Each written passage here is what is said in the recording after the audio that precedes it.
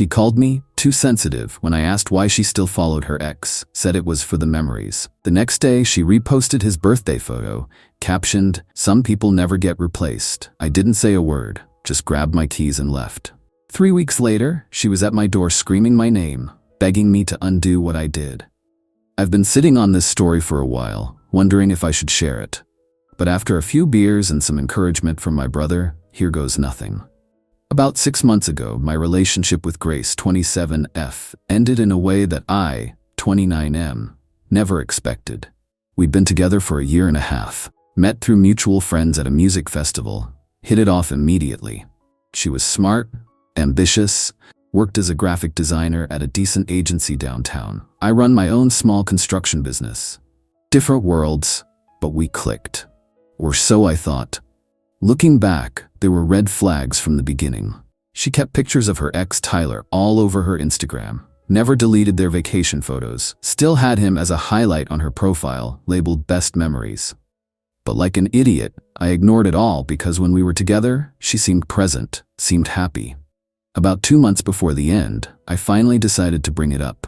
We were on her couch, scrolling through our phones after dinner, when I noticed she had liked and commented on Tyler's latest gym selfie. A simple, looking good, with a fire emoji. Not overtly flirty, but not exactly what you want to see your girlfriend posting on her ex's shirtless photo. "Do you still talk to Tyler often?" I asked, trying to sound casual. She shrugged, not even looking up from her phone. "Sometimes. We're still friends." "Doesn't that seem a little weird? You guys were together for 3 years." That's when she looked at me with this expression I'll never forget. Part annoyance, part pity. "Don't be so sensitive, Mark. It's just Instagram. We have history, so I follow him. It's for the memories." I dropped it that night. Told myself I was being insecure. But the seed was planted, and I started noticing more and more. The way she'd smile at her phone at random times. How she'd turn her screen away when I walked into the room. Small lies about who she was texting. Then came the breaking point. It was Tyler's birthday. I didn't even know this until I opened Instagram that morning and saw that Grace had reposted one of their old photos.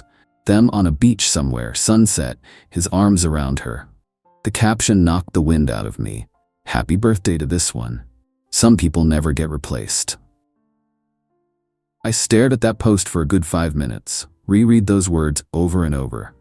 Never get replaced. Where did that leave me? She was in the shower when I saw it. I didn't slam doors, didn't throw things, didn't leave an angry note. Just grabbed my keys, wallet, and walked out. Turned my phone off and drove to my buddy James' cabin by the lake. Needed space to think. When I turned my phone back on the next day, I had 37 missed calls and a flood of texts ranging from confused to angry to apologetic. "Where are you?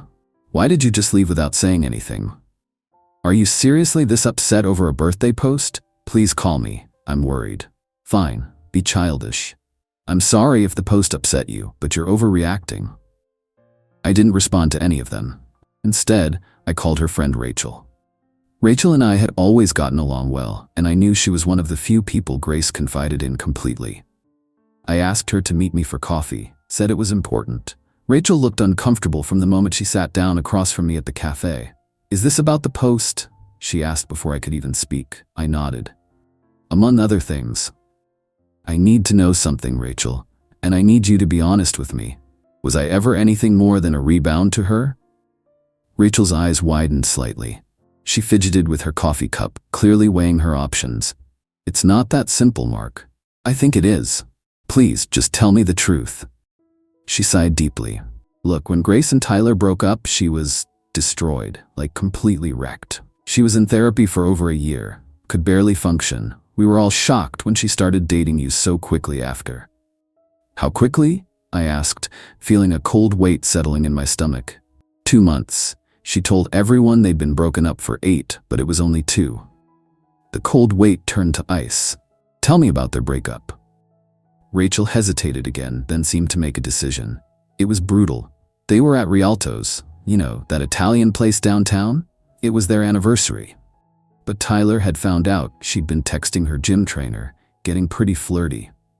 Nothing physical happened, but the intent was there, you know?" I nodded, encouraging her to continue.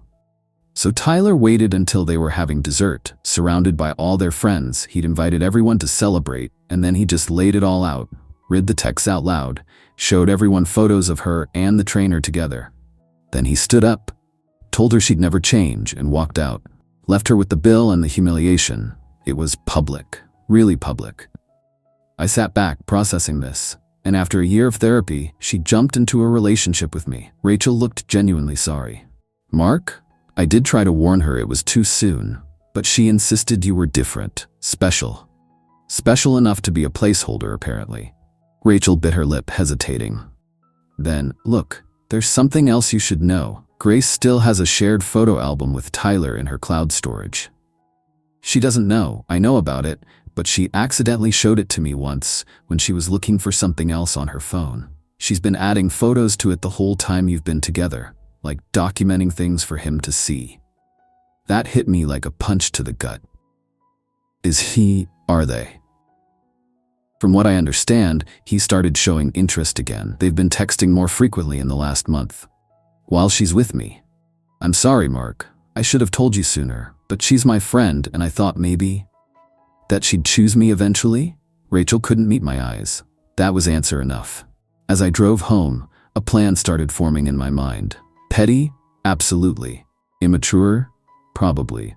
But there's only so much disrespect a man can take before he needs to make a statement. I didn't confront Grace immediately. Instead, I texted her that I needed space to think, that I'd be back in touch when I was ready. She seemed relieved, probably thought she dodged a bullet. Meanwhile, I got to work. First, I called Rialto's and made a reservation for 2 weeks out, the exact table where Tyler had humiliated her. Then I reached out to our mutual friends, one by one. Told them I was planning a surprise for Grace, asked if they could join us for dinner. Most of them agreed immediately, excited to be part of whatever I was planning. Little did they know. For those 2 weeks, I played the role of the understanding boyfriend. Told Grace I was sorry for overreacting, that I understood her history with Tyler was important to her. She seemed almost disappointed at how easily I let it go, like she'd been expecting, maybe hoping for, more drama. The night of our dinner at Rialto's, everything was set. Our friends were already there when we arrived, just as they had been for her anniversary with Tyler. She seemed genuinely surprised and pleased, thinking this was my way of making things up to her. We ordered drinks, appetizers, main courses. Conversation flowed. I was the perfect host, making sure everyone's glasses stayed full. Grace kept shooting me these confused but happy looks, clearly trying to figure out what the occasion was. Then came dessert. Just like in the story Rachel had told me. I stood up, tapping my glass gently with a spoon. The table quieted, everyone looking expectantly at me. Grace was practically glowing, probably thinking this was leading to a proposal or some grand romantic gesture. I want to thank everyone for coming tonight, I started, my voice steady. It means a lot to have you all here to witness this moment. Grace's smile widened. As most of you know, Grace and I have been together for about 1.5 years now. What most of you don't know is that this relationship was built on a lie. Her smile froze, then slowly faded. She knew. I could see it in her eyes. She knew exactly what was happening. Grace started dating me 2 months after Tyler broke up with her right here, at this very table. She was still in therapy, still devastated, still in love with him. I was never anything more than a band-aid for her wounded ego. The table had gone deathly silent. Some of our friends were staring at their plates. Others couldn't look away from the car crash unfolding before them. But don't take my word for it, I continued, pulling out my phone. Let's look at the evidence. I had screenshots of her Instagram activity, all public posts showing her constant engagement with Tyler's content, saved stories where she'd mentioned him, and of course, the birthday post that started it all. Nothing invasive or illegal, just the public breadcrumbs of her ongoing obsession that anyone could see. Some people never get replaced, I read aloud, my voice echoing in the now silent section of the restaurant. Well, Grace, you're right about that. I was never a replacement for Tyler. I was just a distraction, a placeholder, a warm body to keep you company while you waited for him to take you back. Grace's face had gone from shocked to humiliated to angry. Mark, stop this right now, she hissed. No, I don't think I will. because there's one last thing that needs to be said. I locked eyes with her. You'll never change, will you, Grace? The exact words Tyler had said to her, in the exact same place, with the exact same audience. I put money on the table for my portion of the bill, nodded to our stunned friends, and walked out. Behind me, I could hear the beginnings of chaos. Grace's voice rising, friends trying to calm her down, the manager approaching to ask them to keep it down. But I didn't look back, just like Tyler hadn't. The aftermath was both exactly what I expected and surprising in its intensity. Mutual friends called and texted, some angry at me for the public humiliation, others quietly supportive once they understood the full story.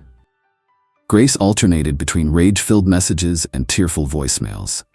I blocked her number after the first day, changed my locks even though she'd never had a key, told my employees to turn her away if she showed up at my work site. For 3 weeks, I heard nothing directly from her. Then, on a rainy Tuesday night, it happened, pounding on my door, screaming my name, sobbing. I looked through the peephole to see Grace, drenched from the rain, mascara running down her face, looking exactly like the devastated woman she must have been after Tyler left. Mark, please, open the door. You have to fix this. I didn't move, didn't speak. He won't talk to me anymore. Tyler saw what happened. Everyone's talking about it. You ruined everything. So that was it. Not only had I humiliated her exactly as she'd been humiliated before, but the story had apparently made its way back to Tyler, closing that door permanently. Mark, please. Her voice broke, quieter now. I know you're in there. I can see your shadow under the door. Please.